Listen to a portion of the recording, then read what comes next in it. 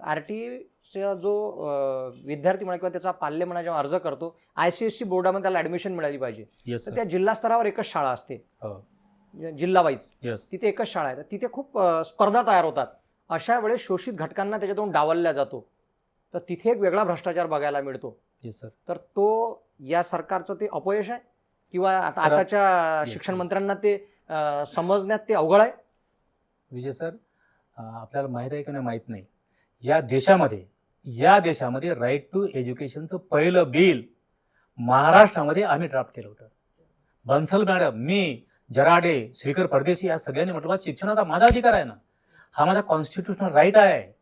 मी जर शिकलो नसतो तर एक आदिवासी वसंतपूर के माणूस शेतात गेला असता, रुग्ण हातात राहिला असतं, पायामध्ये चप्पल राहिली नसते, अंगामध्ये वस्त्र राहिलं नसतं, मी जगू शकत नव्हतो. आजपर्यंत माझ्या कितीतरी म्हणजे जयंत्या होऊन गेल्या असत्या ना. आणि म्हणून माझी विनंती ही आहे की शिक्षणाच्या मध्ये कुठलाही दुजाभाव होता कामा नये. माझे एक डॉक्टर आमचे इथले दीपक अग्रवाल म्हणाले, सर या देशामध्ये विविध बोर्ड नको, मी 1 लाख रुपये खर्च करतो म्हणून माझा मुलगा हाय क्लास सोसायटीमध्ये आहे.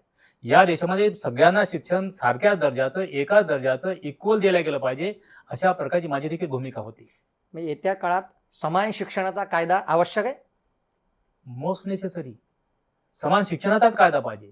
सर झालं काय की आता माझ्या मुलांना फक्त कॉलेजमध्ये हजेरी लावतात. कधी कधी आता अलीकडे अशी बिमारी आहे, सर मी तुमच्या कॉलेजमध्ये ऍडमिशन घेतो पण कॉलेजला नाही येणार. सर मुलाला काहीच येत नाही. माझ्या 3 विषयामध्ये अबोव 70 मार्क्स आहे पीजी मध्ये.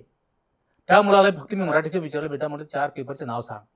तो म्हणाला, सर मी ऑनलाईन झालो, मी मुक्त विद्यापीठात झालो. म्हणजेच अशाच प्रकारची माझी engineer, doctors lack of confidence पुरं पाडतील ना, माझे पेशंट्स मरतील.